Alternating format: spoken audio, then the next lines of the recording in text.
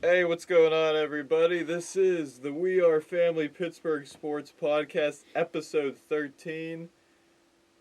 Before we get into it, we got a ton to talk about. World Series just wrapped up. Dodgers winning it all. We got some Steelers to talk about. We got different NFL topics. We got a top 10 of the We Are Family top 10 NFL teams going into... Top 10 poll. Top 10 based poll. On each of our top 10s. Yep. And we'll also get into, of course, like every week, our NFL picks. But we need to talk to you. We need to talk. We need to have an honest conversation here. We gotta be honest. We love the viewership. We're getting so many. We're getting a lot of right views, now. like 100 views the last couple episodes. We're plus. just asking, but the number, I haven't checked recently. I would assume the number's still at 39 subscribers. It's actually at 40. Oh, it's at 40. 40. Hang the banner. Hang the banner. Big 4-0. We are, but we were just asking, if you're watching and you're not subscribed, it's just a little button right below. Hit the subscribe button. We won't have like 90 million notifications. We don't do a whole lot here. We don't do that here. It's not like Instagram where you don't want to have a high following account. No one will know. You won't know. Yeah, no one will know. You can turn notifications off too. You don't even have to get notified. Nope. Just hit the little button. Hit the little button. It would go a long way. And like the video and all that good stuff. We'd like our viewership to represent our subscriber count, which is really, we should have like at least like 70 to 80 subscribers. If everyone would have just hit the little button. So if you're watching, and tell a friend you may be interested in sports, that are our age, that like, hey, you want to hear perspective of some young college students, this is the place to be. So let's get into the show though, Nathan. Yeah, we just wanted to briefly mention that, but again, love the viewership. Thank you all for tuning in. We're having a great time. So without further ado, let's get into the big topic of this week. The World Series was happening, and it's Jover. It is now Jover. It's Jover for the team in New York. It's over for Aaron Judge. It's over for that whole Yankee team. And our for good friend Brian Cashman, he couldn't join us. He's had a rough week. We've been talking. He's had a rough week. He's getting some extra rest. We had to do it early. Bless you, Jake. Thank you. My goodness. Sorry, guys. No problem. We will not edit that out at all. And we will not, yeah. Cashman's had a rough week. We wish you well. We wish you all the best. Congrats. Thank you, Cashman, for the memories. Thank you, Cashman. Great season. But gotta re-sign soon. He'll hopefully be on the podcast to discuss what his thoughts on the disappointing end of the season and what he's going to do next offseason. Hopefully maybe next week. But he's there's a lot going on for him right now. But yeah, Cashman, I forget what I was saying, but yeah, thank you to Brian Cashman, but definitely a disappointing end for the Yankees. He's going to have to pivot real quick because Juan Soto, that's going to be priority number one for the Yankees. Absolutely. Because take him off that team and it looks very similar to the 82-win team they had last year. I kind of thought Juan Soto would be like, I figured based on the year he had and how much he embraced the city, like it would be an easy re-sign. Not easy, but like I would think the Yankees would re-sign him. But after the Game 5, he's like, yeah, I'm open to all 30 teams. He's just straight out said that. Pirates, we got a shot. We got all 30 teams have a shot. We have a shot. He's going to go the Rockies. He's going to go insert worst franchise, worst run franchise here. But I think that's concerning for the Yankees, the fact that you think he'd just be kind of talking about the World Series and like, oh, it was a great season, blah, blah, blah, blah, blah. Yeah, but he's already talking about, he's already in business mode. He's a Scott Boras client. This is not going to be easy for the Yankees. It's not going to be easy for Cashman. Yeah, it's going to be until the 11th hour until he signs. We know he's a Boras client. Yeah. So, a good question for Cashman next week would be like, how do you deal with an agent like Scott Boras? Oh, yeah. I'd probably put my head through the wall. Yeah. That guy, yeah. He holds out. He wants every last ounce. Yeah. Every last ounce. Not that it was going to happen, assuming the payroll, but like there's a reason why the Pirates didn't even try to extend Garrett Cole. It was Scott Boras' client. It just doesn't go well. Like especially if you're a small market team. So. And Scott, sometimes his waiting game and his like, hey, take that 1-year contract because you're not getting your value. Sometimes that really pays off, but sometimes that really like look what happened with Jordan Montgomery. Oh yeah. Right? Yeah. Like, he just exercised his option, by the way. Yeah, because his he team had such a bad year. Yeah, his player option. Yeah, he wasn't going to test the open market. But like, look what happened there. So it's like when you're betting on yourself a lot of the time with Scott Boras, unless he gets you he gets you the value he feels and that you feel you deserve. So, but let's talk about this series.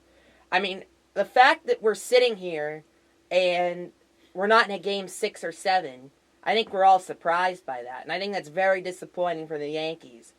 And right now, if you think about it, the Yankees we could be talking about a game 6, and the Yankees could easily be up 3-2. Because when you look at game 1, the horrible error on the cutoff sent Ohtani to third. They tie the game. Okay. But, if they don't make that error, they win that game 2-1. Right. It was just they were fundamentally poor. And that's the difference between the Dodgers and the Yankees was the fundamentals. And, I mean, we were joking at times. They looked like the Pirates. And the Dodgers, you could say, oh, they have the highest payroll, blah, blah, blah. The Yankees have a high payroll, too. And one team looked organized and buttoned up and ready to go. And the other just seemed all over the place. And then, of course, Aaron Boone in that game 1. I mean, that was a game they should have won. They out-hit the Dodgers. Right. They out-pitched the Dodgers pretty much. And you're in the top of the, what was it, the bottom? Was that the bottom of the 9th or bottom of the 10th? I can't remember. The Grand Slam. Yeah, and you bring in Nestor Cortez, who hasn't pitched in a month and a half, not a reliever, as a lefty to face Freddie Freeman, instead of Tim Hill, who, we know Tim Hill's like not the greatest pitcher in the world, but he's been very good for them, very consistent. And you bring in Nestor Cortez in that situation. And he did get Ohtani out, but he could have, you could say, well, if he gets Freeman out, then Boone looks like a genius. But I think still you could have put Tim Hill in there. But there's not that much difference. In fact, I think Tim Hill has more deception because of his arm angle. Right. So it started with, I feel like that game just set the tone. It took the life out of the Yankees. It really did. Well, that kind of reminded me, them putting Cortez in. I forget what year it was. It was in the mid-2010s. And the Orioles put Ubaldo Jimenez in late innings against Edwin Encarnacion. It's like, this guy never had a safe situation like this. And he's always been a starting pitcher, and then he gives up a home run and they lose. So, I don't understand, you got to put in guys that are familiar with the situation. I mean, this is the playoffs. There's a reason why postseason experience matters. The real and another big thing, should Nestor or Cortez should have been on the roster? I mean, he's off an elbow. You couldn't have put in another, average or the below average reliever. Left off. Marcus Stroman would have been inning. better. He could have. I think you could have brought him off an injury. I think he was sort of ready to go. Right. I don't even know if Cortez was really ready. And that kind of the way they looked, how sloppy they looked, really makes me question if Aaron Boone is the guy there. Because do they need to look at other managerial options? They'll probably keep him for this year because they did make the World Series. But the AL is, this was their path. This was their year. It's not going to be this easy again, probably. Nate? What was your take on the whole series? Yeah, I completely agree. It was kind of crazy to see how fundamentally sloppy the Yankees were. Yeah. Just surprising. Reminiscent of, we've seen Pirates baseball for so many years now. It was reminiscent of watching the Pirates in the playoffs, in terms of the base running, in terms of just the weird plays that the Yankees, not scoring Anthony Volpe, not scoring on that clear double. Yeah. And when you're at second base. But then they sent Stanton, though. They sent Stanton. And then sending Stanton. I have never seen someone run slower around the bases. Yeah. I think I could have ran faster than, and I'm slow. I'm not fast at all. He's never been fast, but I think he's so stiff. He's just so stiff. Yeah. With his injuries and how big he is. He had a great postseason. He was outstanding. The MVP for the Yankees. I think you could make a great argument for. Yeah. But like you mentioned, this would have been the year. Yeah. Because the AL is going to get better. Houston might not be getting better. They might be regressing. But that whole AL Central, Detroit's on the up. Kansas City should be on the up. Cleveland, nobody expected anything out of them, and Minnesota's still going to be. I wouldn't put anything against the Rangers either. They might have. The Rangers are going to be bad. Yeah. They're going to be the bad. A's. I think in 2 years, the A's will be good. The A's look solid. Honestly, they have a solid future. No, but also, going forward now, if they make the World Series, they're gonna have to play the Pirates every year. So yeah, that's true. now That's brutal. This is really They're tough shaking. for the Yankees. Cashman's shaking in his boots right now. Yeah, once we get Soto, he's really gonna be shaking. But yeah, it's like, I mean, I agree 100%. I mean, it's good. This was the year. This was the path. I mean, Houston getting bounced by Detroit early. None of those teams, while nobody expected anything out of them, none of those teams were equipped this year to beat a team like the Yankees that really was solid everywhere except maybe the bottom of the lineup. But whose bottom of the lineup is going to be like the Dodgers even with the depth that they have? Yeah, but with the payroll the Yankees have, I think their bottom of the lineup could be a lot better than what it is. It could, but I mean, they signed Rizzo, to Right, big so- money. right. And I'm sure they're still paying Donaldson, right? I know he retired. But Yeah, do you I think think? they are. And then LeMahieu, like that. That's also, they spend their money. It's just like it shows you how like 90% of these. well, like, don't they? What free about agents this don't work young out. kid they have? Isn't he supposed to be good? Dominguez? Is he a Jason catcher? Dominguez, he's an outfielder. Okay, well they need to get him up. I mean, that's a thing. If they think he's is he a right fielder or what is he a center? I what think is he played playing? all around, right? He Like, played left a lot because like for Verdugo when he was. That's the struggling. thing. Will they overpay for Soto if Cashman and company think that Jason Dominguez is a superstar? I think they will. I think they're going to want to stack that outfield up. I mean, Because there's not many Juan Sotos. You Yeah. can't bank that he's going to be even close to Juan Soto. Yeah, but I have a feeling the Yankees are definitely going to, get him some playing time because there are a lot of teams that were trying to get him for, Reynolds or like guys at the trade deadline, but the Yankees weren't going to budge. So like I'd imagine that they would be fully invested in him, and not pulling Alan Hansen. You know what I mean? So The Yankees really, but despite their sloppiness in Game 1 and just and then having the air taken out of them, Game 3, right? Or they were down 3-0, excuse me. But they win Game 4. In position to win Game 5. And they were in position to win Game 5. And then the sloppiness, the just absolute falling apart, it just came crashing down in that fifth inning. That might be, you guys have watched baseball longer, if not as long as I have. I mean, basically as long as I have. That might be the worst sequence of errors, that fifth inning, I have ever seen in a postseason game. I remember the Astros one year, like when they were first starting to get good. They were playing the Royals. I think that was the year the Royals won the World Series. They had a sweet sequence of errors, but I don't think it was quite that bad. I mean, okay, that easy drop, like 1 in 1,000. I remember Buck, what's his name? Smoltz was saying that's like 1 in 1,000. Then Anthony Volpe, he's trying to get a force at third, up 5 runs. Just get the out, dude. yeah, And then Cole doesn't cover. He was going to get out of it, and Cole doesn't cover first. I mean, when Cole didn't cover that base and Freddie Freeman came up, I was like, it's over. This is looking pretty bad for the Yankees. Yeah, no, I mean, truth be told, I didn't even see that sequence. I was watching the end of Pacers Celtics on Wednesday. But I was texting. I was like, he was like it's texting. 5-5. This is unbelievable. Yeah, because it was 5-0. I was like, all right, it's overtime. Pacers Celtics. I'm gonna go watch the end of that, and then I'll come back real quick and see the Yankees kind of win this game and make it 3-2 going back to LA. yeah. And then Pirate Pete over here is saying, "Oh my gosh, it's 5-1, 5-3. Oh no, it's 5-5. Garrett Cole didn't cover first base." That's crazy. And soon after, it is insane that making it to the World Series and having that kind of meltdown. I mean, that was a meltdown basically. It was just like error on top of error. It kind of just was multiplying. Yeah. And you feel for Cole, but you gotta get the out there. Right. I mean, a lot Yeah, of he it should have wasn't never his been doing, in that but- position. Yeah. But you got to cover first. Yeah, base. you got to assume that, like, his mind was racing after all that turmoil going on, and he just didn't realize the fundamentals. Like, but when the going in players front of him. aren't relaxed and they're not just making the regular plays, that's when you really question the manager, I feel like. And that decision of putting Cortez, like, I think Boone is definitely, despite making the World Series, I think his seat's a little hot right now going into next year. Yeah. I don't think they'll fire him this year, but to wrap up though, I do want to say the Dodgers. Everyone could, they spent $700 million on their tour. They spent the blah blah blah. Okay, look, they didn't have a lot of their players. They didn't have Tyler Glasnow. Walker Buehler was just kind of coming back. No Kershaw. Ohtani couldn't pitch. Like, they're missing a lot of their pitchers. I think Evan Phillips wasn't available in the World Series. I mean, they had injuries all year. Yeah. And despite that, they bounced back, and they had some key additions at the trade deadline. Look how much Tommy Edman helped them. Yeah. So it wasn't just, oh, they just spent money and won. Like, Yeah.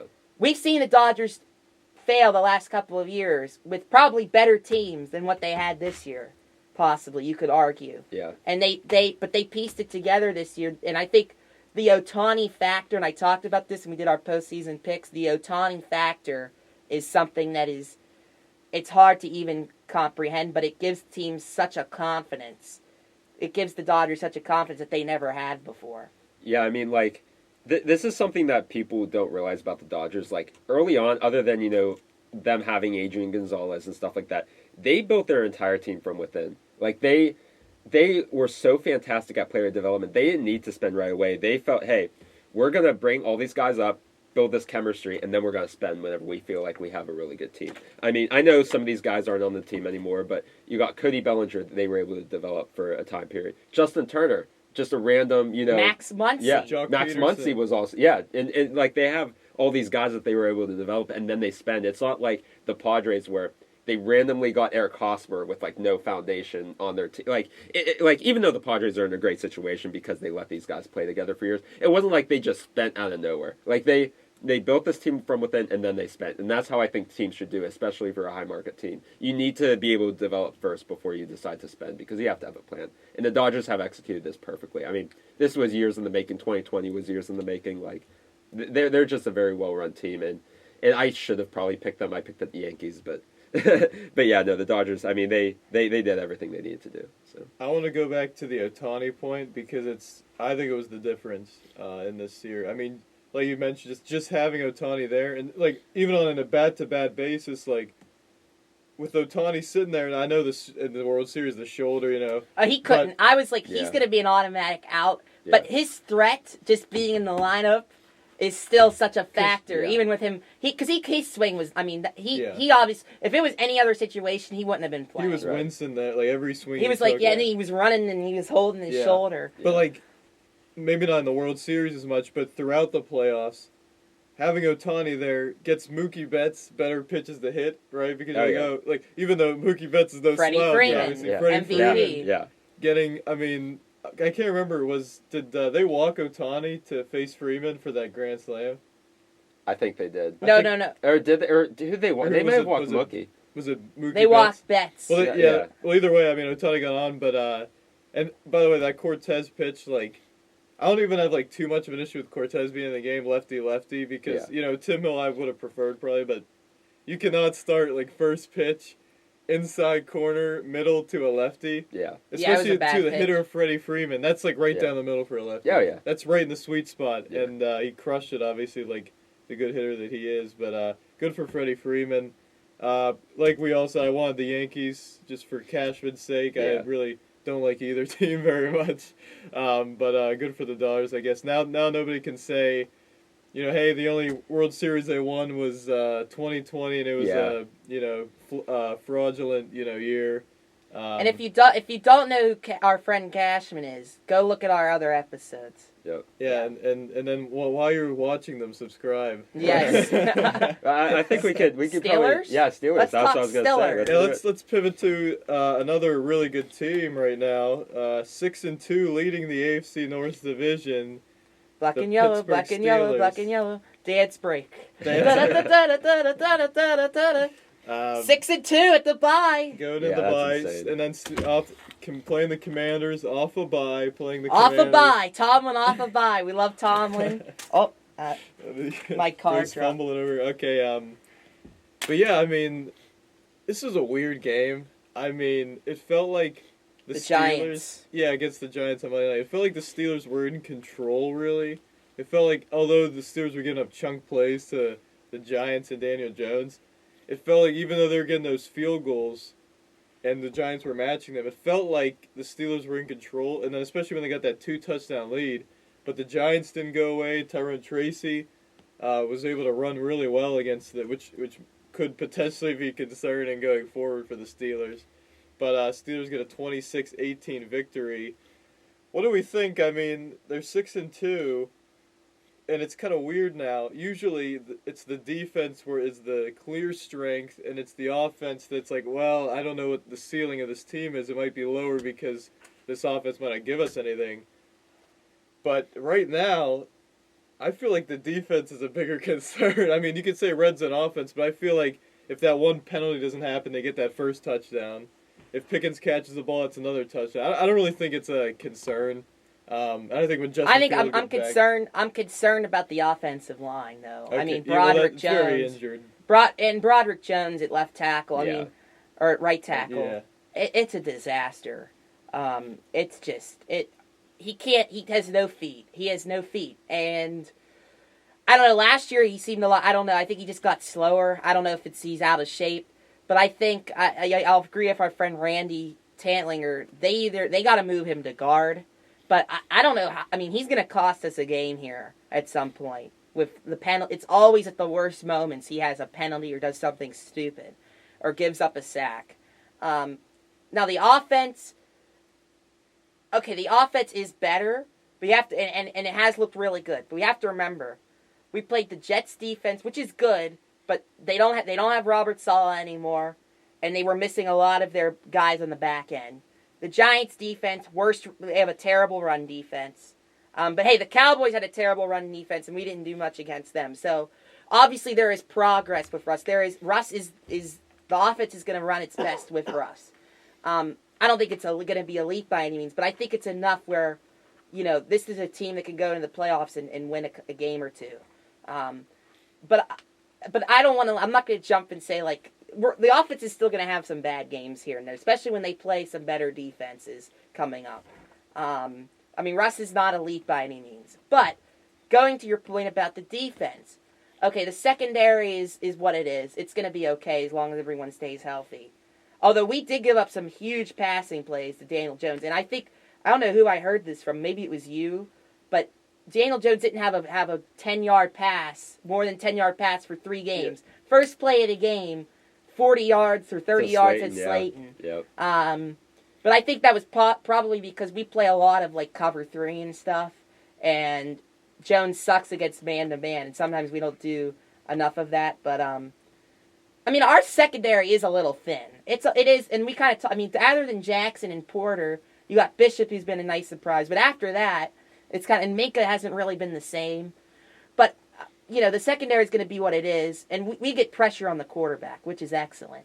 But the big issue I have right now is this run defense. It's been bad now, and no one really wants to talk about it. I feel like I haven't heard it all. They're getting the Cowboys, who don't even know what a run game is. They gashed us. The Raiders, that first drive, just ran it all over us. And if they would have stuck to that, they probably would have done better. But their offensive coordinator is terrible. The Breece Hall could do whatever he wants. The Jets kind of got away from that. And then, and Tyrone Tracy running all over us. I mean, and you still got to face Derrick Henry.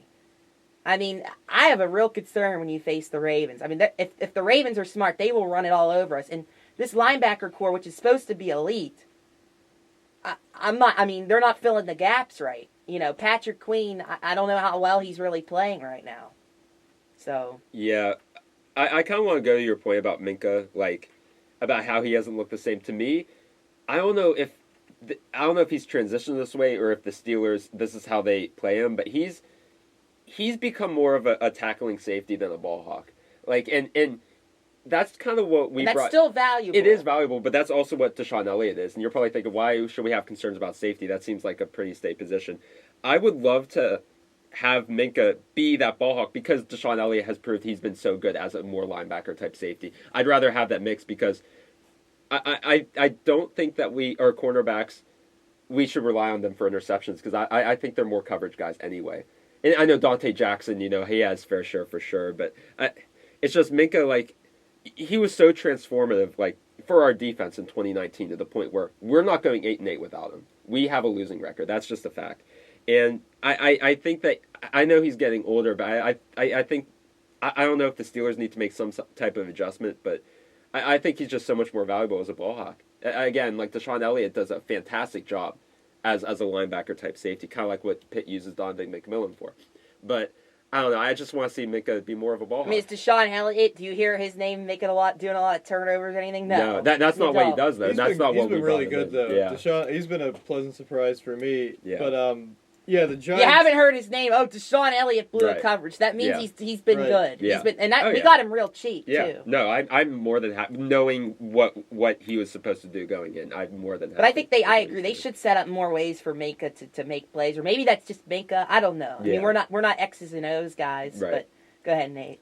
Yeah, I want to talk about it's the stat was in the past 3 games coming into the game against the Steelers, the Giants hadn't had a play of more than 15 yards. On Oh, it offense. was 10. I That's thought you said crazy. 10. Yeah, 15. That makes more. I feel 10 was like, wow, that's really. But like still 15, Yeah, like 15 not is having bad. a play more than 15 yards in 3 straight games, and then like immediately the Yeah. Steelers give up a big play. I've been saying this, and I've been kind of hard, maybe unfairly harsh and critical of the Steeler defense. But if you're the highest paid in the league, I expect, and I know More. that they're second in points allowed, right? So that kind of it seems like They've played a lot of bad quarterbacks Yeah, or that's mid-tier true. quarterbacks. And the Steelers are they're always somewhere around there, but they every year they give up so many yards, you know. But it's the bend don't break kind of thing where they just are able to limit you when you are trying to score, but give up big plays consistently and then get a sack or something by T.J. Watt, who maybe is lower with sacks right now, but it might be having one of his better seasons. I mean, I think he is. I He's- think he really has been good. and but yeah, I expect this defense against the Giants. The Eagles gave up 3 points to the Giants. You should, give up if you give up 10 points, on a whatever play, crazy play, touchdown. All right, but like giving up 18, and it could have been a lot more. The Giants had to settle for field goals too, and there was a couple penalties that hurt the Giants as well in the red zone. I just don't. The run defense is a huge. Tyrone Tracy. I mean, we're getting these guys, these random guys. They're just rushing like crazy on the Steelers, and now the good thing is, I want to switch to offense real quick too, because you made the point about against better defenses. We'll see how this offense performs. Who are the better defenses coming up? Let's be honest. The Washington, Commanders suck. The Ravens defense Ravens is not defense, the same. Yeah. The Bengals. I guess the Yeah, the Browns Bengals. defense is all right. The Browns defense is good, and they're going to be better because now they have some competency at the Right. quarterback position. But I think in terms of this stretch, why it's so difficult is because these are offensive teams. It's going to be, will our defense be able to hold up? I'm not as it's kind of, that's what I'm saying. Like I'm not as concerned about the offense going forward For these next Yeah. several games, As I am couple 3-4 games coming up, for maybe the not. defense. Yeah. Yeah, because I'm just saying, I don't want everyone to come out and expect, oh, Russ is going to light the world on fire Right, every right. game. Right. That's not. If he could do 1 to 2 touchdowns a game, make a couple special plays, like that's going to be good. But like, and he really did light the world on fire against the Giants. If it wasn't for Broderick Jones and that weird Pickens catch, which is But should that's- 2 feet, should 1 foot count? Like if you hit the 1 foot twice, should that count? Do you think they'll make that a rule? Do you think it's possible? Because the league is it's an offensive league, right? They make the rules to help offense. So if you get 2 feet like that in, I mean, if a shin counts, like we saw with the Garrett Wilson catch last night, which was incredible, by the way. what If a you don't catch. see that, Yeah. but if that counts, I think Pickens' catch should count. I agree. 2 I honestly- 1 foot twice. Yeah, I agree. Because like that's like getting your second foot in. Like I mean, I think that Yeah. should be a catch. I mean, to me, like he was in the end zone for so long Right. that like him being considered out, I think that's crazy. But he gotta like, he's usually so good with this. He is, yeah. Getting the feet down, it's like crazy. It was just kind of uncharacteristic of him to do. It was but- like gravity just couldn't pull. Yeah. I mean, because he got hit as he was trying to come down. He got hit again. But he had that leg in the air. He could have like, tapped in it. the He air. probably could have had some more awareness. Yeah. But that's because he was. I think he was so focused on holding on to that because he was like he didn't have it in his chest. He was just Right. holding on. He to makes those catches a lot. Like in the touchdown last week, he caught it and he had the corner on him and he had it like right here. He's not really a guy to put it on his chest more. He does it like that. So. Yeah. I agree with that, but I was listening to 93.7 yesterday, and they had Mike Tirico on with Pro Football Talk. And he was talking about that rule and how you could pogo stick bounce up and down on one leg the whole length of the field, and it's not a touchdown. Yeah, that's something wrong. That's just like there. a crazy kind of thing. I mean, nobody would do that. Yeah. I kind of want to, like, if I were in the NFL, I want to do that just to. I would just do that. I would not be surprised if that becomes a rule. Yeah. I would not be surprised. The George Pickens rule. The George Pickens rule. I think that's where we could end it off. We could go to the other news around the NFL. I want to make one final point about the Steelers, just real quick. Okay. The defense, because what you said about, like, if you're facing the Giants, you should give up less points. You should do a little better. Being the highest paid defense. Yeah. I mean, how many? We gave up over 300. It was the yardage was kind of comparable. Yeah. And that's my thing with Tomlin. Yes, he's a defensive coach. I mean, he knows defense. But I don't think he's as much of a whiz as people think. Because when he goes up against good offensive coaches, we've seen this time and time again. He gets out coached. Brian Daboll's an excellent offensive coordinator, and I feel terrible for the guy because he's doing everything he can to scheme up a good offense with Daniel Jones, and no good running game really. Other than you have Tyrone Trace. Other than against the Steelers. And he did a great job of scheming up, doing those short throws. And Brian Daboll's an excellent offensive coach. People may not realize that, but he is. But when you face the good teams with good offensive coaches, like the Chiefs, the Bills, Washington. I don't like Cliff Kingsbury is excellent. Yeah. I haven't seen Tomlin outsmart a good offensive coach. I can't think of really one time and out scheme an offensive coach because it's just the same stuff usually. He sticks to what he sticks to, and that's kind of it. Yeah. I can't think of when he's out schemed any coach. Yeah. Let's be honest. I think depending on what happens at the end of the year, just real quick. If it's a disappointment, the Steelers lose in the first round or whatever. Like, I've been on this. I feel like, and Randy, like we were talking about, he made a great point a couple weeks ago talking to us. Where's the Mike Tomlin coaching tree? Where there is no there is none, and that has to reflect some way on this coach going forward. I mean, and obviously with the no playoff success as well. Oh, congratulations! You've never had a losing record. I'm in the middle on Tomlin. Like, some people absolutely just are like, he is a bum, and some people are like, he is the greatest coach ever. And it's like, I'm not, like, I don't think he's a top 10 or top maybe even 20 coach of all time or anything like that. But I mean, I think he does have a culture there. But in terms of X's and O's and understanding offense and being aware of the offense, those are things he struggles with. He's a motivator. I don't think he's a like a what's the word? Like a specific type of like anything like what you said. But I do got to give Tomlin his flowers for going to Russ when he did. Right. That took guts. And that made me kind of believe like, hey, maybe Tomlin does have more of a feel for offense than we've seen the last few years. Yeah.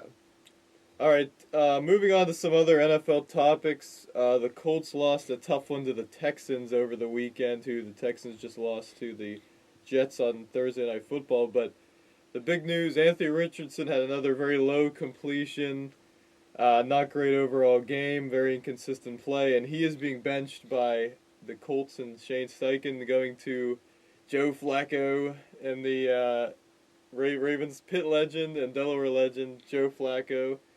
What do we think about the move? I mean, personally, I think it shows that the Colts want to win now, obviously, and because right now, Joe Flacco is the better quarterback. That's just to be honest. I think Anthony Richardson, the talent is there, but he's just not showing it consistently enough right now. Well, number one, first of all, it's not a surprise. I mean, for as bad as he's been, and you have Joe Flacco, who's been one of the great surprises in the league over the last year, and how bad he's been. I mean, that's a game they should have won. If he doesn't throw that turnover at the end of the half, which I blame that on Steichen for being that aggressive, but he's an offensive coach. He wants to run his offense, and I'm a big Shane Steichen fan. I think look what he did with Gardner Minshew. They have a great run game. You got to have someone who can manage the offense, and Anthony Richardson just isn't. He can't do that. He just can't read the field. He can't make the simple throws. He's just a big play guy, and that's it. But especially the nail in the coffin for him, you you're off on a third down play because you're tired, a third and goal play because you're tired. That is like a bust type of story right there. And I know like he was hurt last year, but like if Steichen can get something out of Gardner Minshew, and he's going to get probably a lot out of Joe Flacco, what does that say about Anthony Richardson? I mean, I just think he has a great offensive coach, and he's not able to make the easy reads and the easy throws. I mean, to me, this is going towards bust territory, and it's a shame because he's such a great athlete. But I mean, if it was any other coach, I'd say, Richardson, let's let's see, maybe in the future he'll be better. This is a league where we're rushing. The quarterback. It's not like we're going to take 5 years to wait on a quarterback. Like the league, quarterbacks are coming out. They're being produced at a high level, and they're going to have to draft a quarterback next year. And now this is where I know what you're going to say, and you feel you're more high on Richardson than I am, but I want to hear your thoughts on this. So, I definitely like. He should not have taken a play because he was tired. To me, if you're a quarterback and you want to be a leader, you have to fight through it. There's zero leadership. That's no excuse, and I hate that. But this is the argument I will make for Richardson, though. So, the Colts, ever since Andrew Luck, they have failed to address the quarterback position long-term for years. I mean, they had Brissett, who, let's be real, he wasn't going to be their long-term guy. They go to Phillip Rivers, then they go to Matt Ryan, and then it's just... They keep getting these vets, and that seems like what the Colts kind of want to do. And then they draft Richardson, and you're like, okay, they're getting a project quarterback because they want the upside. They don't want just the veteran. But I am absolutely shocked. I was shocked whenever this happened, and I'm still shocked now. I don't know how they have him as a day one starter as a rookie. I mean, I get it. He was drafted very high, and I get it. You want to see what he could do right away because, like you said, everyone's impatient with quarterbacks nowadays.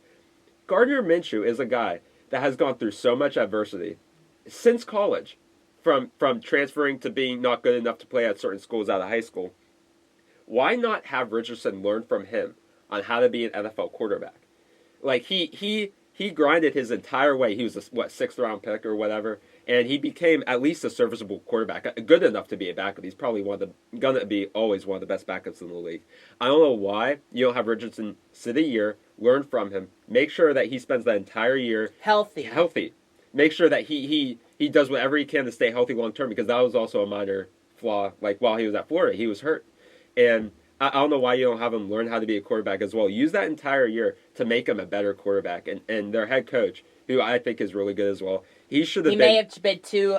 That's the problem with some offensive coaches like Shanahan. They're too aggressive. Yeah. They believe in their system. Right. And the system comes first. Yeah. They expect the quarterback to perform. Yeah, and I truly think that this year would be a different story, because last year he was hurt. He couldn't really, he was off to a pretty decent start. He looked pretty solid, and he didn't have that, that window to learn because he was too focused on getting back healthy. And that's the same way about this year. And whenever you're hurt, it's so hard.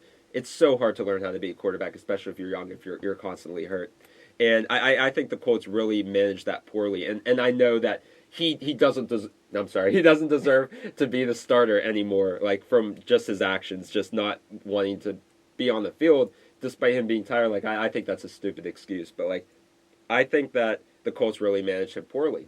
And I don't think that's fair to him, and I think it's just an unfortunate situation, and I truly think they're going to draft a quarterback very soon. And I think Richardson's out the door, and it kind of makes me think, what if, what I mean? What if they would have managed this a little bit better? I don't think it would have mattered, but it's hard for me. I can't say that 100%. Right. I can't at all. But I think that is the thing with some offensive coaches. They're just I want my system, and I want it now, and I want it to work now. And it's you got to develop, and that's the thing with Shanahan. It was with Trey Lance, right? Well, I think he's a bust, but it was they kind of just put him in there, and it was just kind of he's not really ready. Yeah. Yeah, no, I agree. I mean, it was kind of puzzling too, just where they were at as a team drafting Richardson, because they had a already kind of playoff caliber roster. And everyone who followed college football knew that Richardson was going to be a work in progress. You know, he was going to need some time to develop because he had, inaccuracy problems, and he had health issues. But yeah, I mean, it is kind of crazy that they started him immediately, and I agree completely with what you're saying. And I don't hate the pick. I mean, I think to take a chance on a guy like Richardson, you got to keep drafting because you got to draft quarterbacks and move off from them when they don't work. And it's unfortunate he was a top 5 pick, but that's the lay of the land. You know what I mean? That's how it works. You got to take chances on guys. He had high potential. Yeah. It just didn't really work out. Unfortunately. We've kind of seen, like, all the greatest quarterbacks, at least in the last 15, 20 years, have had a few years to sit behind a good veteran. Jordan Love. Patrick Mahomes is the biggest. Yeah. Tom Brady, even with Drew Bledsoe a little bit there, very briefly. But, yeah, I mean, Jordan Love's a great example, too. And Aaron Rodgers, I mean, it's just, it's kind of crazy that, like, how it's going towards. But you also see Jane Daniels, right? You see Caleb Williams, who have been inserted immediately and are playing so well. To me, the reason for that is because they were so dominant in college, right? That they were able to make that transition, assuming they were going to be put in a good situation. For a guy like Jordan Love, he had to sit at least a year, and he sit multiple because he was so raw of a talent. I think he would be another Anthony Richardson if he wasn't on the Packers learning behind Aaron Rodgers. If he were to start day one on whatever team, like, I can't think of one that would draft. But you know what I mean? I think it would be another Anthony Richardson situation. I feel bad for Richardson, but at the same time, I think with Steichen, they're going to find their quarterback. They're going to get it right at some point. Yeah. I do. Okay. Do we want to move on to the poll? Yeah, I'm just going to mention real quick. Because I know our friend Jake Bell does have to go. He's going to Pitt Studios today. So me and you are just going to finish up the podcast. Yeah. I just want to touch on, obviously, the crazy at the end, the Bears and Commanders, Hail Mary at the end. That one, I don't even remember his number or name. I don't care to remember. He's going to be gone soon. But Tyreek Stevenson. Yeah. I think he's pretty decent. I don't know. I don't know. I feel like he's one of their... He was a second-round pick. Yeah, like but like that is a bad look. You're taunting the fans. And then it's just such karma. He goes up and tips that ball. Yeah. And I think he was responsible for staying back. And he was staying at the goal line. Although you should have more. You should have at least 2 or 3 guys at the goal line. I don't care if they catch it before the goal line.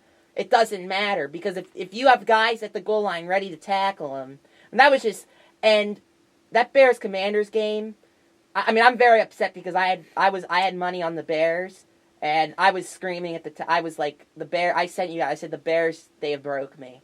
But you could just. I mean, the Commanders kind of dominated that game, and yet they were kind of just settling for field goals. And the Bears' defense is excellent, and it allowed for the Bears to stick around. And Caleb Williams made some really nice throws at the end, and he's really developing well. But if you're the Bears, you're looking at their coaching staff, and you look at the support Jay Daniels has in that coaching staff. Just based on that game, there is a huge, huge difference, and I don't know if they need to. I don't know. I mean, to Eberflus's credit, his side of the ball is really good, but is he the leader you need? Are the Bears buttoned up enough? I don't know. It doesn't look that they sure didn't look like that on that last play. I mean, that was bad. And it didn't make sense because they had a spy. Yeah. Like that, I don't think that makes any sense because it's not like Jay Daniels is going to run for a 55-yard touchdown honestly, with everyone back. I on like the when end zone. Teams rush 4 or 5 on a Hail Mary, and that's fine. But they were rushing 3, so he had all that time to just run around and get as much as he could on his throw. Yeah. And that was just a horrific display. That was terrible. It was. But like, look at it. Just kind of shows the Commanders' coaching staff and their GM. And now they have a new owner. It's like just crazy how things can change. And now you have the quarterback. It's just crazy how things can change. And that was the difference in the game ultimately. Yeah, for sure. All right, we want to do. Let's do our poll before you leave. Yep, okay. I have 7 minutes till I leave, so that should be all good. All right, so we'll do this segment. So, do you have it? I have it. So, we've been wanting to do like a top 10, and I was like, instead of each of us doing our own top 10, because that would be kind of like repetitive. So we all did our own top 10, and then I calculated based on each of our own top 10s, which were very different in a lot of ways. Like what the average what our pool is. This is the We Are Family hierarchy, essentially. And we got to come up with a good name. We got the We Are Family. We'll brainstorm some. Yeah, we love the herd hierarchy. The WAF poll. Yeah, but that's like we need something like fancier than that. Yeah. Okay, so at number 10, despite losing to the Jets last night, the Texans they hold on to the spot in our first onto a top 10 spot in our first pool of the season. They're currently 6-3, probably going to win the division, but there is concern right now with their offensive line, and C.J. Stroud, and now Diggs is hurt. They need to get Nico Collins back. Their defense at times their defense is hit or miss, but they have the quarterback, they got the coach. They're still at 10 on our list. Number 9 is the Minnesota Vikings. They've lost 2 in a row, but for the first 5 weeks of the season, they were looking like one of the better teams in the NFL, and their 2 losses have been pretty good. Not terrible losses, like they've been against decent teams. Number 8, your Pittsburgh Steelers. Still is. We talked about them. At 7, the Eagles, 6-2. The coach is questionable. They've definitely looked bad at times, but then you see how much talent they have, and they've really looked really good at times. So it's hard. The Eagles, it's like what I don't know what to do with the Eagles. We don't know what to do with them. We don't know what to do. Yeah. And at 6 are the Commanders. I don't think anyone would have expected at 6 that we'd have the Washington Commanders at the midpoint of the season, which is where we are. This is like the perfect time to do this. Yeah. But they got the coach, they got the quarterback. The coach is getting the defense better. The defense is getting better. They got the coordinator. They got the GM. I think they're going to win that division over the Eagles. I think it's going to be close, but I trust more of the foundational aspects of the Commanders right now than I do the Eagles. At 5, we have the Ravens. We're going to talk about this, but I think they should at least be 4, but I understand they took a hit. They've lost to some bad teams, the Browns, the Raiders, although the Browns I think are much better now with Jameis Winston. But I think the Ravens they didn't do this like the Steelers, like they'll play down in their competition, but they're gonna beat any team. We'll kind of debate this. At 4 is the Packers, and this is funny. Each of us had the Packers at number 4. That's crazy. So that lined up perfectly. At 3, the Bills. I don't like this at all. They should not be at 3, but this is the pull. Chiefs at 2. And this may be surprising because they're 6-0, they're undefeated champs, but they obviously they have our respect. But if they were to play the number 1 team in the NFL, which we're about to name, would they beat that team right now? And I don't think so, because the Chiefs have played some lousy teams and barely won, and they just haven't looked quite in sync. And I think they will, and once they do, it's going to be almost game over for most of the league. But right now, at number 1, the Detroit Lions. That's our number 1. The Lions, the best team in the NFL according to the We Are Family poll. And with how dominant they've been, and they continue to get better, they do need an edge rusher with Aiden Hutchinson. But the Lions are cooking. So what are your thoughts on that top 10? If you guys need it here, you can look at it. What do you disagree with? Yeah, before he leaves. What do you disagree with about this list or agree with?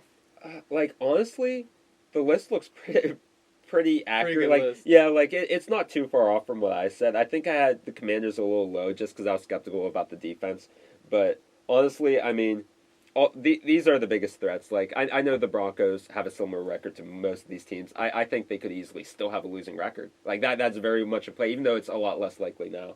But honestly, if you told me at the beginning of the season that the Steelers would be top 10, I would thought you were crazy. I think at 15 would make sense, but it kind of shows how you don't know what's going to happen in the NFL.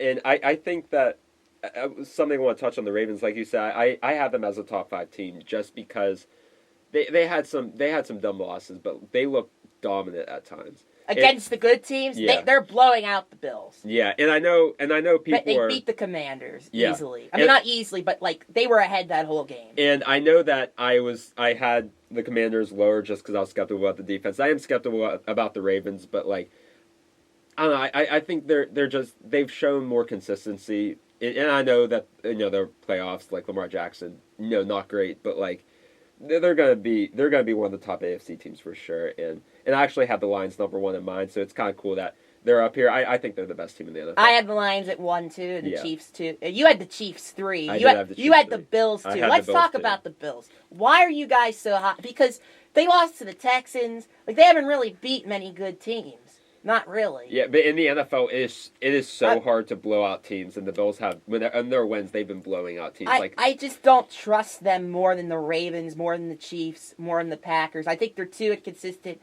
McDermott, I kind of like with Tomlin and McDermott. I kind of have them on the same level in a way. I like Tomlin a little more probably. They're just very inconsistent, and I just Josh Allen, that offense at times still looks. I think it's more consistent with the new OC, but it's not quite the same. Right. But I get the quarterback. I know, but like, I feel like if you put the Steelers against the Bills, I feel like the Steelers could win that game right now. Well, I think if you put the Steelers against the Chiefs, like, I think they could. Honestly, that's probably more. Now. Yeah, I mean, I know the Chiefs haven't looked good, but if you put the Chiefs against the Bills, like the Chiefs, they own the Bills. I'm sorry, they just own them. Yeah, well, that's all for me today, unfortunately. We'll talk more about this, but Jake Bell, thank you, Jake Bell. Thank you, guys, and make sure you guys subscribe before I go. Make sure you subscribe. So, thank you, guys. Thank you, Jake. So, overall, I like the list. Personally, I think it's pretty good. Can I see that? Yeah, go ahead.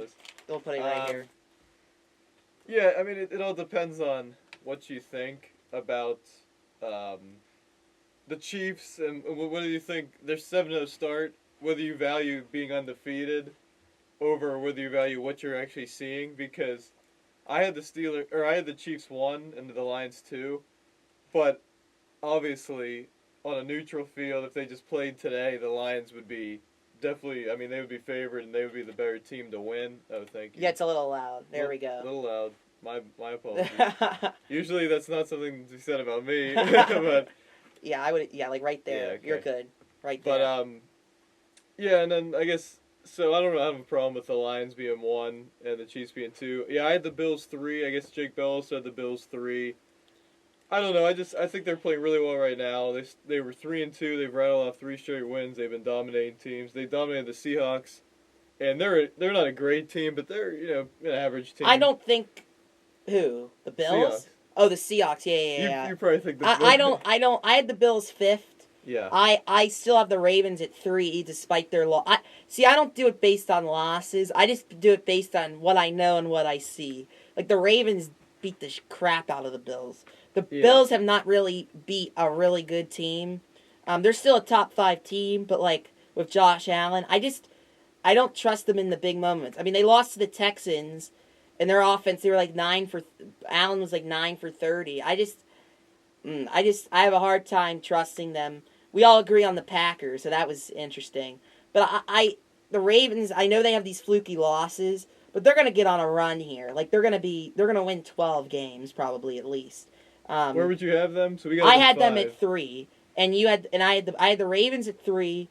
I probably could have put them under the Packers at 4, because the Packers, I mean, they did just lose to the Browns, but the Ravens, they beat up on every NFC team they play. So that's why I had the Ravens at 3, Packers at 4, and then I have the Bills at 5. It's like Buffalo, like they make you want to believe in them, and then they just let you down constantly. So I'm very cautious with the Bills, like on how high I am on them. They need a signature win before I can have them in the top 4 category. And yeah, our overall list, I had the Texans off the list. They've had some really lucky wins against, I mean, the Bills game, I mean, they barely won that, and the Bills offense did nothing.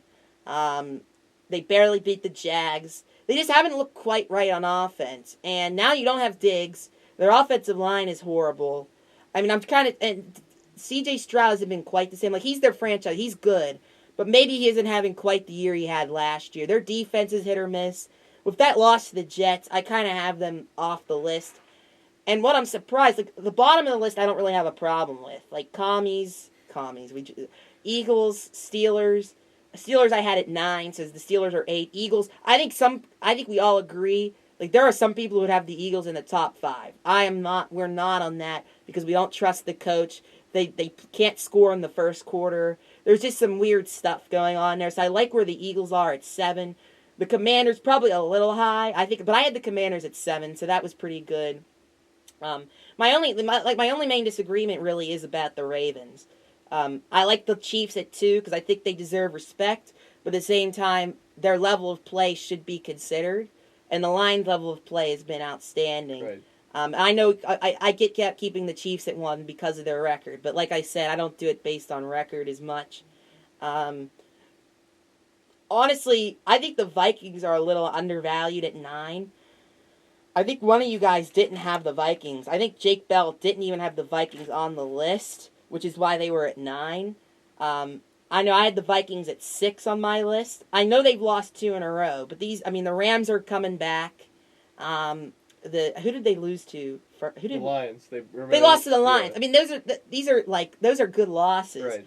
The Vikings are a legit team, and their defense isn't very talented, but with Brian Flores, they're going to make some plays, right? And he's going to scheme up some good games. And Sam Darnold has been pretty damn good. The Vikings should be. I like them more than the Steelers, the Eagles, and the Commanders. So I think the Vikings are a little low. And what I am surprised, I had at my 10 spot the Los Angeles Rams. Now I get not having the Rams on there because they're 3-4. But I'm surprised there isn't one NFC West team on here. Either the Rams or the 49ers. I know, but the 49ers, I know they haven't been as good. But, and I think they'd be a bottom, 8, 9, 10 team maybe. But, they've been beaten up on some teams, but then they, blow these leads. They're still a very good team. And they're getting Christian McCaffrey back, which I don't think people realize how much of a factor he is. Yes, Jordan Mason is good, but Christian McCaffrey is the foundation of that offense. And once they get him back, I really think they're going to get on a roll. But I had the Rams at 10 instead of the 49ers because Rams beat the 49ers, and they had nobody. And the Rams are getting healthy. They got Kupp back. They got Nakua back. And I think they're going to... because assuming and I'm kind of putting them at 10, assuming they beat the Seahawks. But if they beat the Seahawks, which I think they will this weekend, then they have 2 crappy games after that. So they're going to be 6-4, and they're going to be right in this race with the 49ers. And I've been high on the Rams all year. I'm more high on them than the 49ers. The 49ers just feel a little off to me. But I'm surprised you guys didn't have one of those 2 teams in there. The Niners, both of those teams, they got to win more games for me. I just don't. Right. The Niners barely beat the Cowboys, who I think are going to finish maybe 8-9 or something like that. And the Rams, I'm not putting a 3-4. I know record was not the be all end all for me. I made this in 2 minutes. But you look at the Rams' losses. They lost to the Packers with barely. They only lost by 5 to the Packers with basically no right. one. They barely lost to the Bears with no one. There was another close game they had. Oh no, they got blown out by the Cardinals. But that was the first week. The Lions. They almost beat the Lions at full strength. I think the Rams. The next time we do this, they're going to be in the top 7. Well, I mean, for me at least, no matter what because I'm not going to excuse we'll see. It depends how they play, but. I'm not going to excuse their record still. I just don't think any team in the AFC or the NFC West has played good enough to deserve a top 10 right now, just because of their record, just because of the inconsistency. I don't know. The record seems like a pretty big factor. It is. You. Well, I mean, if you're 3-4, I'm not going to put you in the top 10. The Niners are 4-4. You could argue them in the top 10. But I think a lot of people could argue the Niners could be in the top 10. Yeah, you could argue. I mean, I don't know. I think the Vikings are disrespected here at 9. Where did I have the Vikings? You had the Vikings 8. I had them 6, and Jake Bell didn't even have them in there. I think they're a little disrespected. Yeah, I mean, I feel like just because everyone thinks Sam Darnold's ugh, but Sam Darnold's been great. He's been great, better than some of these quarterbacks we talk about. He's been better than Mahomes. He's been better than Stroud. He's been better than throw a name out there. Trying to think.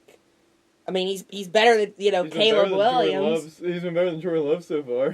Yeah, because Jordan Love's been good, but he's had the turnovers. Yeah. So I don't want to hear that's the Sam Darnold. Well, my thing. concern with the Vikings isn't their offense at all. It's actually their defense. I just think it's not that talented. But when you have Brian Flores and you have the offense they do, they're going to be in games. Like, they almost beat the Lions. Like, it's not like I put them like 12. I didn't have. It's not like I didn't have them in no, you didn't disrespect them. But Jake Bell, you disrespected him. I wish I had debated him on that if he was still here. But there are some teams like on the periphery for me. So like the Niners, the Rams, the Chargers. Oh, the Chargers should be mentioned. The Broncos. What about the Rams? You're not mentioning the Rams? I gotta see a little more. Okay, well, when they beat up on the Seahawks this weekend, if they beat up on the Seahawks. Oh, I think that's a bad spot for the Rams, but I'm still gonna be going with the Rams because those are my We'll get guys. the picks too. We'll get the picks in a second. But yeah, I mean, it was a really good win, but they were 2-4. I'm just not, They were their whole team was injured. Yeah, and they still. Well, I mean, that plays a part. I mean, they could still all miss the weapons. Playoffs. But, anyway, and their defense, I don't think is anything to write home about either. But I think when you look at this list, though, it goes to show the AFC is very top heavy and not as deep as the NFC, which we haven't seen that in a long time. And we have 6 NFC teams on here, I believe. Could be more. Or no, wait, we have one. No, actually, we do have 5 and 5. 1, 2, 3, 4, 5. Yeah, no, we do have 5 and 5. But I know on my list I had 6 NFC teams and 4 AFC teams. So that gives a lot of these teams, like the Chargers, like the Broncos, like the Steelers, a lot of hope. Even the Jets, if they were to get on a roll, somehow, but they're at 6 losses. I mean, that's just going to be so tough for them. But yeah, I like the list. I think the Vikings are disrespected. I think the Ravens are a little low. The Commanders maybe a little high. I like where the Steelers are. I had the Steelers at 9. Again, I'd have the Texans off the list. I thought about keeping them off initially, but then I was like, Texans, Chargers. The Chargers are one of the. Let's talk about the Chargers because, I feel like they're not living up to their full potential. They're stuck in neutral right now. They're and the defense is so much better. It's been with very Harbaugh. good. They're so much structured. Their run game as well is really good. But you'd like to see Herbert really get going, really be a little more aggressive. I think Harbaugh is so into the run the ball thing. But I think it's part of he's developing a culture there, which may be in a way setting them back for right now, but in the future, once they get some good receivers. But we did see last week, Ladd McConkey finally had a breakout game. So maybe they do get this passing offense going. But, I mean, that was against the Saints. So the Chargers are, just below. They're I'd have them at, 12 right now. I would agree. Yeah, I mean, once their offense clicks, which I think it will, but it might take eventually some time. And I think that the problem is, too, Greg Roman is the offensive coordinator. When you have him and Harbaugh, Harbaugh needs a passing guy in there. Because Harbaugh's all about running the ball. Yeah. Greg Roman's all about running, too. And it's just, Greg Roman to me, I feel like that's just, I don't know. I feel like they could do a little better at offensive coordinator. Well, Herbert had a good game against the Saints this past week. We'll see. And he was injured, and he's getting healthy. And he was hurt, and there was, J.K. Dobbins has played well. There are limitations with their receiving core. Wouldn't be surprised if they went out and got a receiver at the deadline. But they feel really mediocre right now. I don't know, offensively. I don't know, defensively, they look really good. But they're a playoff team. They're going to be a playoff team in the AFC. So too. But that's not saying much because the whole, once you get past the first 5 teams, it's first 4. I mean, the Texans are going to be in. Right. Yeah, first 5 teams. It's and the Texans I'm not that high on at the moment. Right. The Steelers, I mean, that's another thing we didn't talk about in our Steelers segment. I mean, I think we touched this, but, they beat 3 bad teams in a row. And the Jets, they're just a combination of talent. They're not a good team. They're not a team. They're just run by Aaron Rodgers. And so these teams, they're going to be playing better offenses. We really, before I put the Steelers really high, I know they're 6-2, they gotta beat some good teams. I mean, they lost Their best win is what? The Falcons? The Chargers? Yeah. You could say the Chargers or the Falcons are one of their best wins, and those teams aren't in our top 10. The Falcons. I mean, it was the first game for Kirk Cousins. Yeah, they weren't almost even right yet. The Broncos win. It was Bo Nix looked terrible. It was the second game was the first game at home for him. You lost to the Colts. I know they had Joe Flacco. I mean, the Colts were just really ready to play that game. But there it goes. We talked about this earlier. Shane Steichen, a really good offensive coach, outdueling Tomlin, right? And then losing to the Cowboys, that was just unacceptable. So, yeah, they're 6-2. They've done what they were supposed to do. And we said if they're going to have a good season, they have to start off good. And they did. But let's not put them in this high-end category yet. They got to beat some good offensive teams and some good offensive coaches here. Yeah. And they got to beat Lamar and Derrick Henry. With that run defense, Derrick Henry might be rushing for 200. Saquon Barkley might be rushing for 200. I mean, it'll be interesting. It doesn't look great. Because the Steelers have been able to neutralize Lamar Jackson, and they've been able to beat him. They've never faced him with Derrick Henry. Right. I feel but they've had good running attacks. They've had some very fluky wins against the Ravens. Like, they're bound to lose one of those games this year, at least, I feel like. Yeah. All right, you want to move on to picks? Yeah. All right, let's get the game. So we, I guess me and you, and then Cashman by default. Cashman didn't put it in his picks. Yeah, by default. We all had the Jets last night except for Jake Bell. Last week, everyone went 10-6, except, of course, I went 8-8 because I suck at this. So the standings are still the same. Where do I have this? Yeah, so Cashman's still in first place at 76 and 45.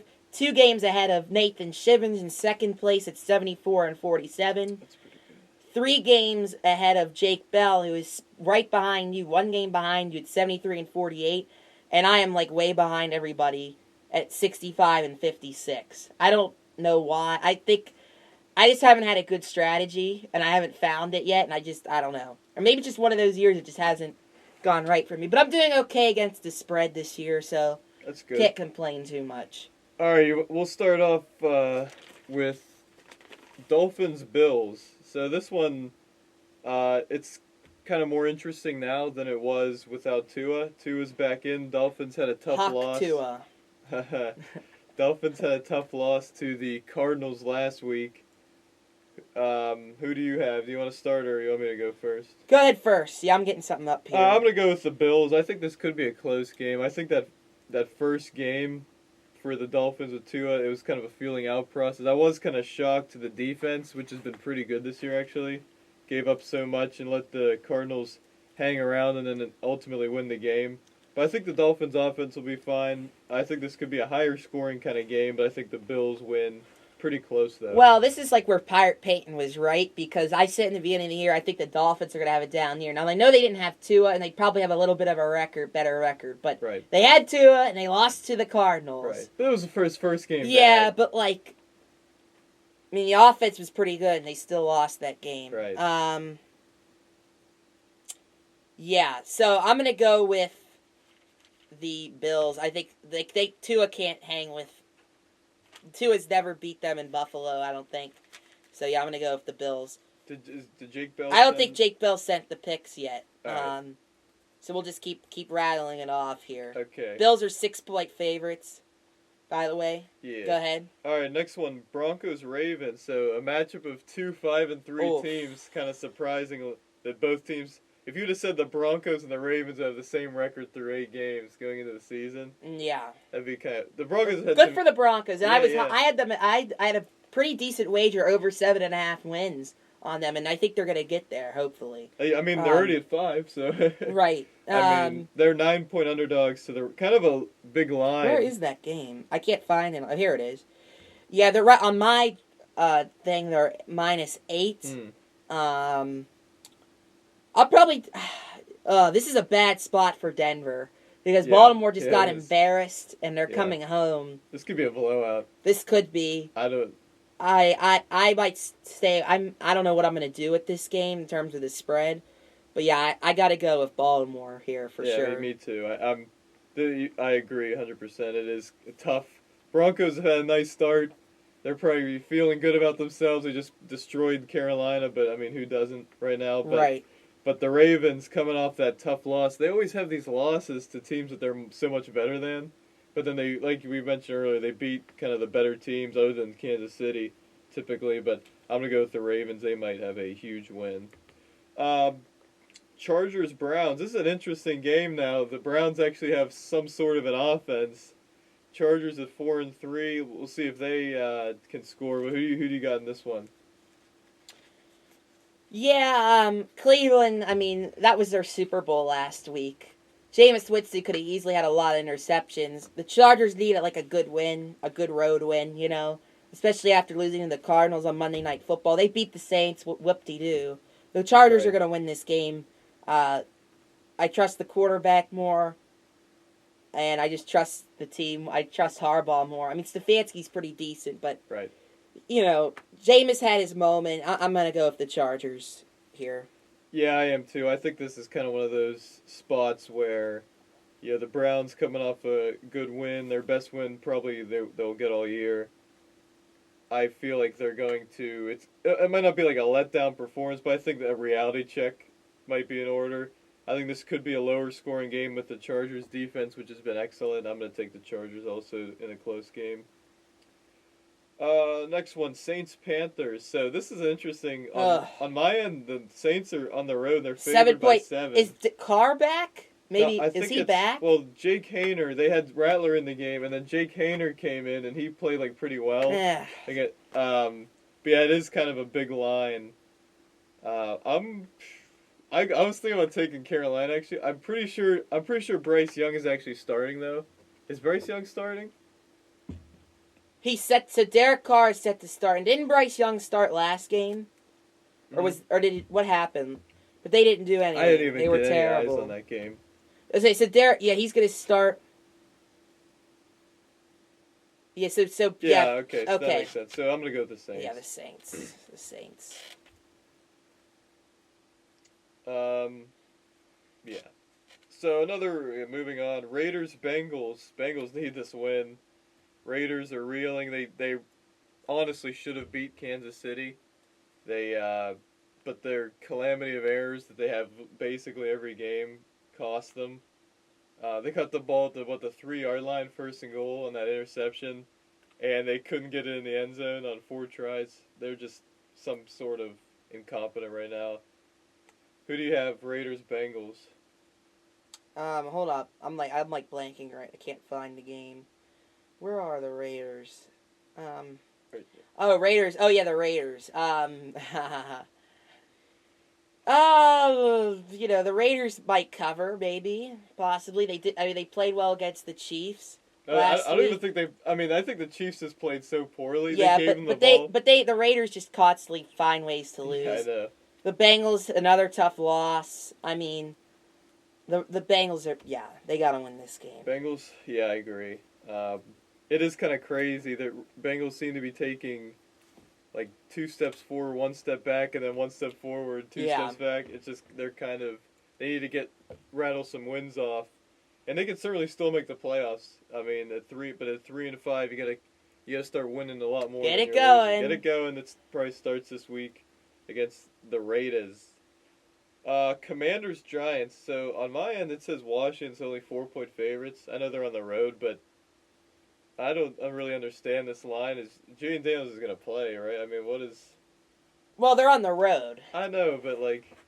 The Giants, they were able to cook up against the Steelers' defense, the Commanders' defense. I think I'm going to be on this game against the spread. The Commander... You know what? You're going to take... I'm taking the Giants. Because here's the thing. The last time these two teams played, the Giants should have won that game. They should have won that game. They cooked up a pretty good... I mean, the Commanders just got the luckiest win of all time. But really... they're a lot better since then. They've gotten so much better. Yeah, maybe. I mean, their defense has, I think. But... Well, even I feel like the Commanders are just due to lose. This is a divisional game. I'll definitely be taking the Giants against the spread. I like... And you know what? I'm gonna take a shot with them to win. I'm gonna give them a shot. The Giants. I just feel like the Commanders are doomed to lose here. I'm gonna take the command. I do kind of agree. It does feel like a spot where they could lose, but I'm not gonna pick the Giants, especially at home. But you would figure like they would. They gotta get their first win at home at some point. Yeah. You know they played so poorly, but I'm gonna go with Washington. That's an interesting one. Cowboys at the Falcons. What do you? This is an interesting Falcons one. at home. Yeah. Do you want me to say mine? Yeah, go ahead. I'm gonna take the Cowboys to win this one. Okay, well then I'm taking Atlanta then. There we go. I don't think the Cowboys are gonna win or lose another road game. I don't think they're a very good team, but I think Atlanta is just one of these teams. Offensively, they're pretty good, but not consistently good enough for me. I feel like right now, I feel like they could be due, and their defense isn't anything to write home Their about as defense well. is not good, and you'd think it would be getting better with Raheem, but it's not. Yeah, so I'm gonna take the Cowboys. I think it'll be a close game. Yeah. Maybe I should, because I took the Cowboys last week and they almost came back. I think This is a tough one. this is tough. That's You're why. right. That's why I went the Cowboys. I just feel like the Falcons are one of those teams that might win like 10 games, but they're gonna be like win loss kind of thing. You know all what? the way up. I've changed my mind. I'm going to ride with you on this one. Okay. Because I had the Cowboys last week, Yeah. and I don't want to take them. I don't want to. But I'm going to do it. I'm going to do it. Okay. So you're going with the Cowboys. Yeah, I'm going to All go right. with them. Next one, the game of the week, undisputed game of the week, Patriots at the Titans. I hate when you say that. That's so funny. God. Oh, my God.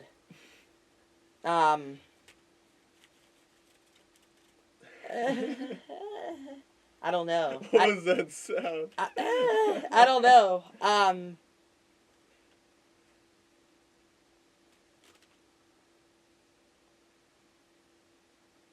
I don't know. What do you think? You go ahead. I'm going to go with the Titans. I think Patriots, they're not going to win consecutive games. Oh, that's true. The Patriots did just win. Yeah, and the Titans with Mason Rudolph. Their defense, I don't know what's going on with their defense. I know, it was so bad. That's but really... they got embarrassed. I think a a lot of it depends on what They did kind get of team they embarrassed. have. I think it should be a closer game. But I don't know if Drake Mays, what his status is. If Drake Mays playing, then Patriots might go ahead and win that one. But I'll take the Titans. I think Jacoby Brissett might be starting. Titans need something good to happen to Yeah. them. All right, now we're moving to the 4 o'clock window. Bears Cardinals. Nobody's talking about the Cardinals, but they're tied for the division lead in the NFC Ooh, this is West. an interesting game. It is an interesting game. Cardinals slight favorites at home. Yeah, I mean, this isn't a game I'd, bet on, per se. But I've been sticking with the Bears. They should have won the game last week. Even though they may have not deserved to win. They had the lead, right? Their defense has been outstanding. Arizona's defense, we know, not that good. Yeah, I mean, maybe I will take the Bears on the spread. I don't know. I don't know what to think of this game. But I think this is a good bounce-back spot here for the Bears with their defense. They're in a controlled environment at Dome. Caleb Williams should be cooking a little bit. Arizona's had a couple wins in a row now, a couple close wins. And we know that they're very up and down. You never know what you're going to get with them. I'm going to go with the Bears. Yeah, I agree. This is kind of one of those perfect spots. Cardinals, I think they're a very mediocre team still, which is better than they've been recently. They had some really good wins, but I feel like the Bears coming off that really tough loss. They're on the road, but it could feel like a home field kind of thing in Arizona. It kind of feels like that sometimes for these Cardinal home games. But I'm going to go with the Bears to win a close game. But I think going forward, who knows? This Cardinals team is so unpredictable, it's just... But I think they're bound... It's either going to be close or it's... I think the Bears might... The Cardinals get blown out a lot. They win close or they get blown out. So I'm going to go with the Bears. Which one? Oh, well, I guess we'll just get this one out of the way. Jaguars, Eagles. I'm not gonna be. Is it at Jacksonville? No, it's in Philadelphia. I might take the Jags on the spread here, to be Okay. honest. That looks. It's kind of a. The Eagles looked dominant last week. The Jags had a good game against the Packers. They did. They hung in there. Yeah. Oh, I want to pick the upset here, actually. I think I might. You taking the Eagles? I think I'm done with Jacksonville. I know they almost. I've been picking them every week. They were in a great position to win against the Packers last week, but I'm gonna pick the Eagles. I think this game could be closer just because the Eagles are coming off such a dominant win. Oh, here comes Jacksonville rolling into town, but yeah, I'm gonna go with the Eagles to win within a score. I'm going with the Jags. I'm taking them. They're gonna win now that I'm picking against them. They're gonna win. I'm taking the Jags. Big upset. Eagles. Look what happened when they played against the Browns. Remember that? They almost lost that game. I think the Jags are kind of cooking a little bit. Yeah. I think this is the spot for Jacksonville. This could be a higher scoring. I feel like this could be because Jacksonville might have figured out their offense a little bit over the past couple weeks, and the Eagles are playing well offensively. But yeah, should be a fun one. All right, let's get into. You know what? I'm gonna change a pick. Okay. I'm taking the Falcons over the Cowboys. So, This is my last change. I just can't. All right. If I'm taking the Jags, I gotta stick with the Falcons. Yeah. Well. All right. Don't be second guessing yourself. I know. We're 8-8 every week. I know. Well, I never made a change like that, but Okay. I'm doing it. I'm doing it.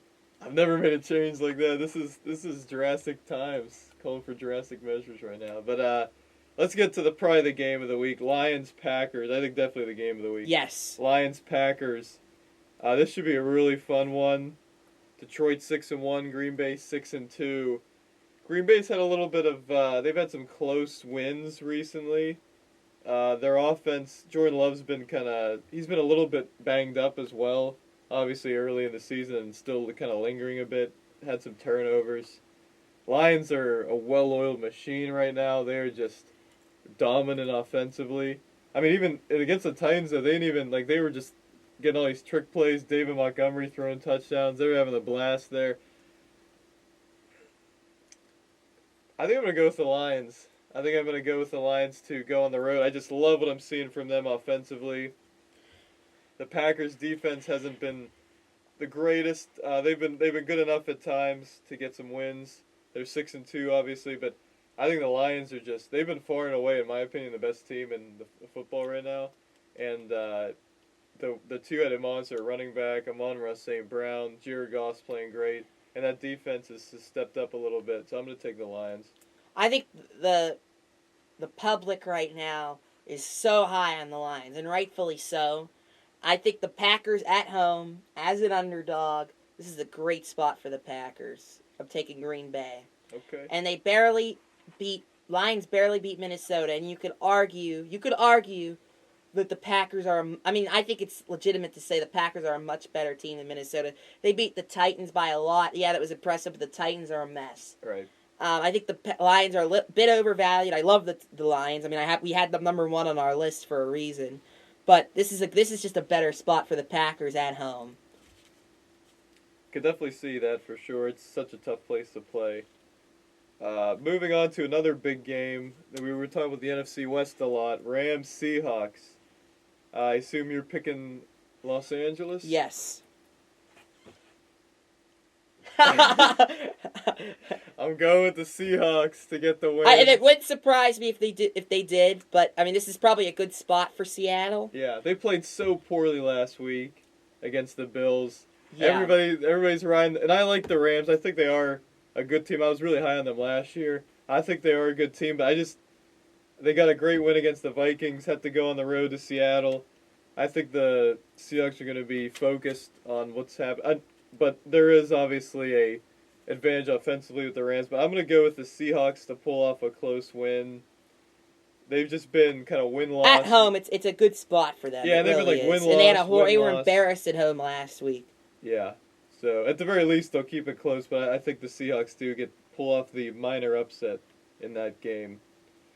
Sunday Night Football, Colts at the Vikings. That's an interesting game to be Sunday night. But This could be really a good game with Joe Flacco in there. I think this is going to be a very fun game to watch, actually.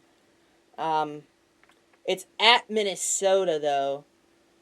5 points. Getting 5. I feel like that's kind of a lot. I guess because they're at home, I guess. Who do you have the Vikings? I think it will be close also. I think it's going to be, I think Flacco brings a kind of consistency that really will help the Colts. Their defense has been pretty good as well so far this year.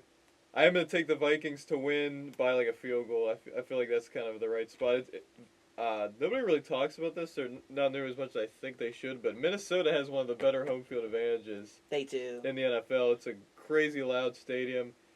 But I'm going to go with the Vikings, that home field advantage. And, yeah, I mean, my issue with the Vikings is I just don't know if their defense is going to hold up consistently over the span But I of the trust season. their defense more than the Colts' defense. Yeah, I'm just saying, like, long-term with Yeah. the Vikings. So I'm going to go with the Vikings here by a field goal. Oh, I want to go with Flacco, but... Don't you? Doesn't everyone want to go with Joe Joe, Flacco? he's the GOAT. But, like, yeah, I'm going to take the Vikings to win this game, though. I think, yeah, Sammy D, he's going to And they're coming off up. a couple losses. I know the Colts are coming off Yeah. a tough loss, too, but... The Colts, what's the Colts record? They're 4-4. So they're gonna get some wins. Yeah. But I think the Vikings are gonna show why they're... They still got to They're play a really the good Titans. team. Do they play the Titans one more time? Probably. Yeah. They got some games. And they lost to the Jacksonville. Jags, though. They They'll lost They'll to probably them. win at home though against them. You'd figure. But Yeah. All right, and then the Monday night game. Tampa Bay at 4-4 going to Arrowhead to face the almighty Patrick Mahomes. Chiefs big favorites at home. I think I would just never. You're losing money, a lot of money, if you're betting Chiefs, to cover the spread every week. They're an 8.5-point favorite. Yeah, I just don't- I'm surprised at that number, actually. Yeah, because they didn't cover against the Raiders. And Tampa, I could see. I know Chiefs got a really good defense right now. I could see Tampa keeping it pretty close, coming off a tough loss. It's just hard. Tampa's without some really I think good that number shows the value of Godwin and Evans, but they looked Right. good last week. with without- Kate on. But they faced the Falcons defense. Yeah, this is a different defense. Yeah, so I'm going to go with the Chiefs as well. Yeah, me too, but I think it should be closer. And we're just kind of waiting for that first loss. I don't think they're going to end the regular season undefeated. No. But they just keep winning. The Chiefs, never doubt the Chiefs. Never a doubt. Never That's why a doubt. they're one in my power rankings until they lose. Once they lose, I'm going to put them at like 5 probably though. Just because of how they've played so far and how they stack up. I don't know. That might be too low, but... Bengals... Oh, no, wait. Oh, that was it. That's it, That's right? it. Yeah, okay. that's all of them. Yep. All right, to wrap up, let's talk a little college football. Yeah. We talked Yeah. Pitt SMU last week, but it's a little different circumstances, right? So SMU just came off a Crazy horrible game. win. Crazy game. They turned the ball over 6 times. Obviously a much better team than Duke. But they almost lost the game. If they didn't block a 30-yard field goal, they would have lost. Right. And we're glad they didn't lose because that would have made it a much been even worse spot Yeah. for Pitt than it already is. And this Right. isn't a good spot for Pitt. SMU 6 to 7 point favorites, Yeah. which shows kind of how high Vegas is on SMU Or how and low they are how on low Pitt, they yeah. are on Pitt, which I think Pitt is a bit of a fluky team. I mean, I understand that. Do you think Pitt's going to win this game, Nathan? I think they have a decent chance. Both quarterbacks are going to play. SMU announced Kevin James. Yeah. We thought they were both going to play, and Arduzzi already announced Eli Holstein. What Pitt needs to do, if they get the offense and defense clicking at the same time, it The hasn't happened defense yet has this been year. good, but they haven't. They're facing a better offense this time Right. around, a much better Right. offense. Although they did turn it over 6 times last Syracuse week. was a good offense going in. They were putting up points Yeah. on everybody, but they hadn't really played. I'm more concerned. I mean, whether SMU puts up points or not, I'm more concerned about the Pitt offense because it hasn't been clicking. Right. They need to get that run game going. They need to find a way to get some easy throws for Holstein. But he's been missing the easy throws lately. Right. I feel like something's got to give with Pitt at some point. And Yeah. this might be, especially with how that line is. But it's such a huge game because if they do win, then they get Virginia next week, right? Yeah. Now that'll scare me because that And is then they a lose to classic Virginia. trap game. That would be a classic. But if they Yeah. do that, then they beat Virginia. Then you're 9-0 in one of the games of the week against Clemson. You'd figure. But I feel like if Pitt in these next 3 games, if they go 9-1 somehow, I think that's a victory because I don't think they'd beat Clemson. I don't think they're going to beat SMU. Although they have a better chance against SMU than they do Clemson. But if they go 9-1, that would be a win. Yeah. And then you got Louisville after Clemson. So and I talked about this, if they go 2-3 or 3-2 overall in their next 5, I think it's still a good season for them. Oh, yeah. But I think people are like, we want to get in the ACC championship. It's like, Yeah. they're not that good. Slow down. I mean, if you think about it, right, they're really 5-0 because they beat Youngstown and Kent. Those are 2 of the worst teams you could possibly play. So in 5 legitimate games they've played, they're 5-0. They have 5 more legitimate games to go. So I think if they beat SMU, we can get a little more hype. But yeah. I'm very cautiously optimistic. If they get to Clemson at 9-0, then it's like this is a huge opportunity for Pitt. Right. So we'll see what happens. The other big game, Penn State, Ohio State. Penn State we don't know if Alar's playing. Yeah. That situation seems kind of murky. Ohio State just owned Penn State, but Penn State does have the home field advantage. I like Ohio State. I think it's going to be a low-scoring game. I think Penn State's defense is going to play well, but I don't know if Penn State's going to put up a lot of points. Yeah. I mean, Ohio State's defense isn't as dominant. I mean, Oregon ran all over them. I think Penn State's offense is a little better this year, but with the quarterback situation, it's like, I don't know. They do got the home field advantage, but Ryan Day needs this win. He has lost. Both of them really do. James Franklin is. But I think Ryan Day. Top 5 they're not going to get rid of James Franklin though. They could get rid of Ryan Day if they lose to Penn State. They'll still make the playoffs even if they lose. Penn State. I mean they already have one loss. Right. Ohio State needs this game. Yeah. I like Ohio State here, but so maybe it's like Ohio State has owned Penn State for so many years. Like maybe something's got to give. Yeah, I agree. I'm not very confident about which side's going to win actually because Penn State has been losing to Ohio State a lot, recently, and they especially at home. Ohio State coming off a bad performance against Nebraska, barely squeaking by there. I feel like Ohio State's going to play better just because of how poorly they. It was kind of like an SMU thing where they might play better, just play a lot better off a bad performance. Penn State actually kind of looked better offensively when they brought in Bo Pribula after Drew Eller went out. They're very different quarterbacks. Wisconsin was in that game. Yeah, Wisconsin was winning at halftime 10-7. Yeah. And then Drew Eller he's still developing. I don't know. I thought he was going to be a really NFL guy, but maybe he needs a little more time. And their receivers haven't been. Tyler Warren, the tight end's been incredible. But after that, it's what's their weapons? They never, especially last year, they had no weapons. Right. Well, this year they got Julian Fleming from Ohio State, and he hasn't done what they've expected, and I couldn't even name really any of the other receivers right now. Me neither. Not like I've been locked in on Penn State football, but their offense has been better this year, but they've struggled scoring in the red zone. They've struggled. I remember when they beat Illinois 21-7. We've seen Illinois get destroyed by Oregon, a good offensive team. They had to come back. They had a ton of yards against USC, but had to come back to beat them. They haven't been able to score as much as they probably should have based on how many yards they've had. That'll be a key, and I don't know. Ohio State's probably preparing for Buell's running ability.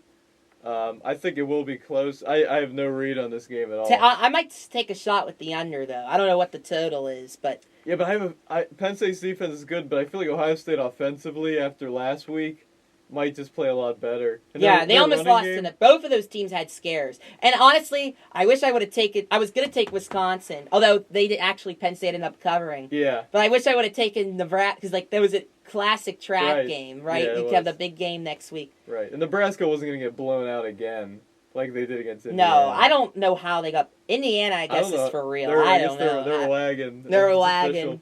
If Pitt wins against SMU, they're wagging as well. I think we can... An safely ACC say. version of a wagon. All right, well, that'll wrap it up, right? Yeah. Subscribe. Yeah, subscribe. Share with a friend. Yes. And Like, follow our Twitter. Twitter. At We Are Family Pod. Yes, and we're going to try to get Instagram as well. We're in the works with that. We're going to try to get... We're in the works. We're in the works. It's in the works. Just let us cook real quick. But, yeah, that'll do it. Thanks for watching. Like you said, like, subscribe. Thank you for watching. Hopefully everybody's a great weekend. We'll see what happens. Pitt, hopefully next time we see you guys, Pitt is still undefeated. And Eli Holstein has a 300-yard performance. And the defense racks up 10 sacks. 3 touchdowns, 3 interceptions for Holstein. That's my prediction. At some point, you figure that he's going to throw some interceptions. He's been so lucky on some of these interceptions. Well, he had some last week. Or he had one called back because of a face mask or whatever. He should have like a lot more. You know what I mean? He's been very fortunate with that. So Des Reed hopefully goes off, but I think that's going to be a really good game. That's stuck on the ACC network. Tune into ACC network. All right, we'll see you guys next time. See ya. Peace.